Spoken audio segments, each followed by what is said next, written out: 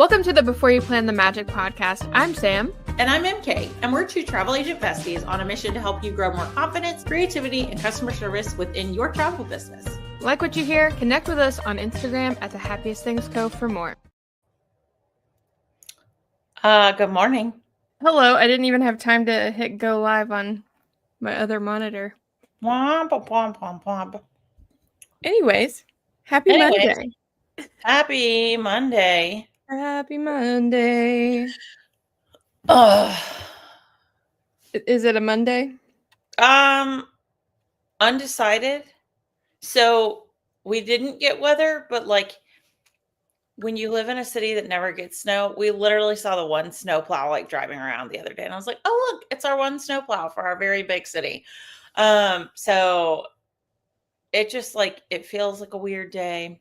We'll see how it goes. Okay. Well, let's jump into DTA news first.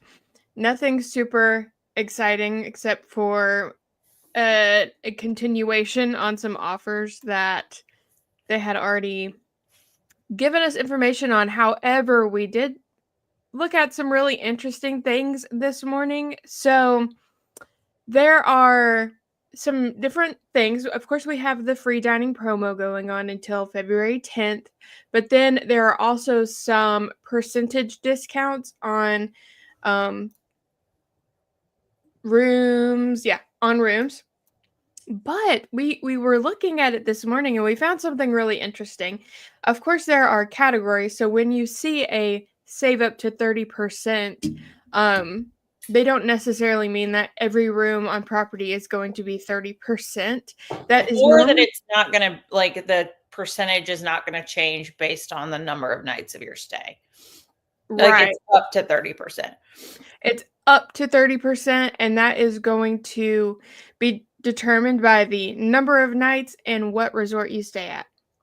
But we were looking because, of course, if you are not a new travel agent, you've probably seen the little flyers that they send, and they give you categories for the percentages based on the resorts. And we found something interesting. In the category where you would normally find moderates in that like middle ground, we had some deluxes. And we had an all-star. But all-star. One thing I'm looking at, Sam, like as I'm looking at it right now, that's even more like just as interesting, I guess, is that Animal Kingdom Villas, Kidani Village is in what you would consider to be the deluxe section, but then Jumbo House is in the moderate section. So like the plot thickens. It just continues to be like, oh, that's not where I would expect to see that. Yeah, and the conundrum, the Coronado Springs king bed rooms are in a separate category than Coronado Springs. But one thing I would think would be interesting is not necessarily one thing that I would want to consider if I had a couple that was looking to go on an adult Disney trip. One, that's a great resort to recommend anyway. I like Toledo's probably our top 5. I know I was telling you this just last week. We love Toledo. Like I asked my husband if there's anywhere he wants to go this next trip. And he was like, could we go to that steakhouse in the one fancy hotel? I was like, we sure can. But that might be an opportunity to sell them on a king room.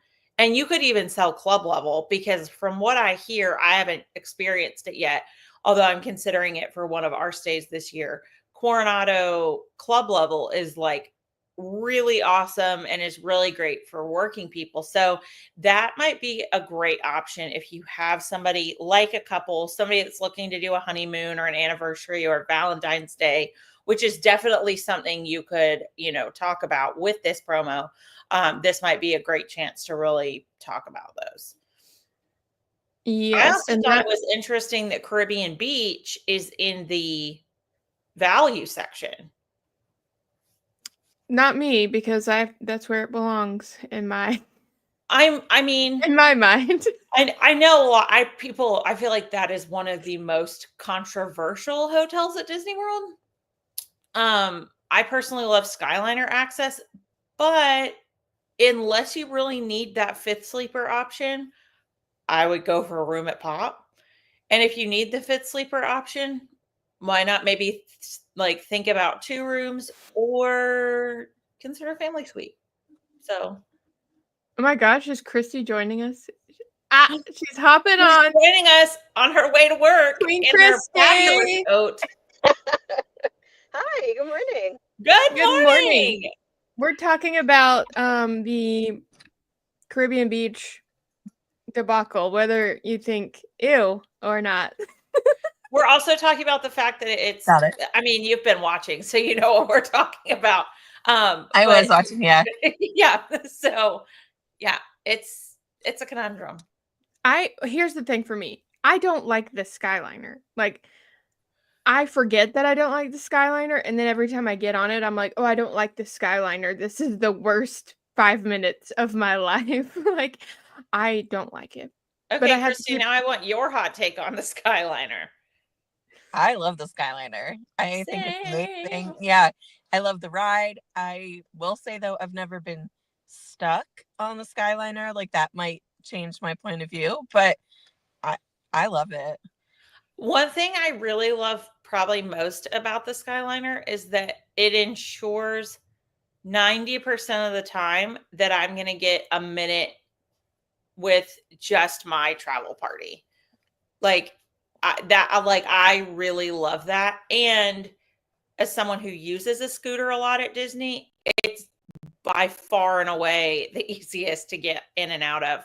I don't have to worry about backing in and driving off and somebody else making me run into a corner and then like I go off the monorail. So I think the Skyliner, especially for scooter users, is like game changing. that's a good point. I don't enjoy it, but I will get on it if I need to. But my child is so afraid, and I'm so afraid, but I can't act afraid. So I just smile and say, "It's fine. We're gonna be fine. We've ridden this 100 times." Panic on the inside. And it sways and I get motion sick. I don't like it. Well, to each their own. It's not for me. I mean, Do but what you have a point. Like everybody wants to do Disney a little bit differently. So, you know, that again, we talk a lot about it here. Like get to know your clients, ask them lots of questions. How do you feel about heights? Do you, you know, do you want something that's super convenient or easy? How do you feel about getting to the park on buses? Like lots of questions. While So we're many on the questions. topic of the Skyliner, though, also tell your clients that it's not going to take you straight from your resort and drop you at Epcot or Hollywood Studios. Unless you're at Riviera or you use the Riviera stop. Okay. So 90% There's of your always a caveat. because I think a lot of times people think that, you make it look like in the marketing for the Skyliner. It's like, ooh, you're direct access to Hollywood Studios and Epcot. That's just not true. You wait in line at your station, you get on the monorail, you get on the Skyliner, you get off the Skyliner, you get into a different line. You ride the Skyliner again. So, yeah, and the lines move really fast, but they can be really, really long. And I think letting your client know that beforehand, before they get there and they're like, what the heck, is really important too. With that too, like so we stayed at Beach Club when I went with my family back in November, and I was like, you can take the boat or the Skyliner, it'll be about the same amount of time. I was wrong. It took our Skyliner people probably about 20 minutes more to get to the park to Hollywood Studios than it did those who took the boat, because while the boat stops at Swan and Dolphin on the way over, it still was a shorter trip. But the other thing, and I actually made a post about this Friday, for scooter users, I found it was just as like quick to just use the walking path and just go. So, that's something to think about too, is like, if you don't mind the extra steps, if you run marathons on a Tuesday for fun, then like it might be ideal to use a resort with a walking path too, because that might be a quicker alternative. Yeah, the walking path from Contemporary to Magic Kingdom is super short. The Mhm. walking path from the Grand Floridian to Magic Kingdom is not super short. No, that's for marathoners. Like I just said, Yeah, but it's kind of marketed the same way. Like, you can walk from Magic Kingdom to Contemporary. You can walk to the Grand Floridian. Yeah, but it's going to take you 10 minutes tops to walk from Magic Kingdom to the Contemporary. It's going to take you probably 40 minutes to walk from Magic Kingdom to the Grand Floridian. And there's no shade. It's just straight up hot. You're just straight up the boiling. other thing to like, if you have clients that are really sensitive to smoking, the smoking section is on that pathway too. So I've been there and like walked through a cloud of cigarette smoke, which is not my jam. So, all like This is these why, are all like, little insights you can share with clients too, though. Like that things may look the same on the internet, but that's why like being in the parks is important, so that you can see like, oh, here's the differences and here's how I can talk about them and share insights that I'm not going to get from watching a YouTube video or just like looking at the internet, and I have to catch myself because I want to stay at the resorts that are my favorite every time because, they're my favorite. I love them. But then I'm like, well, no, because if I don't go and stay at these other places, then I'm not going to know. Because you can resort hop and find different things out. But unless you're staying at the resorts and experiencing their transportation to the parks at different times, then you're not really getting the whole package of understanding what it's like to stay at that resort. So I always have to push myself like, no, don't stay at your favorite. Go to a new one. Figure it out. I'm that way with restaurants because I just want to go to the same places every time. And like, I think there's a lot of value in being able to share restaurant experience with clients, especially for things like table service and character meals, because a lot of people, it might be their only time or their only time in like 5 or 10 years. And so much changes. So just being able to be like, yeah, maybe I want to do like Toledo or Trader Sam's every time. Okay, I'm But gonna do Trader Sam's every oh, I know time. you will.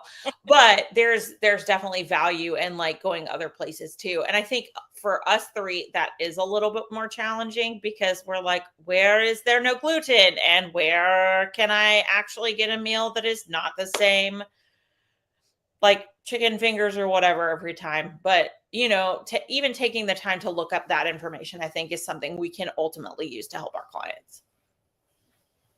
I lost my train of thought because my sister joined. Hello, good morning, sister. We love a sibling moment. A sibling moment. Yes, so we are coming to our 15-minute point, but tomorrow our first actual podcast will drop. So make sure that you are subscribed to that.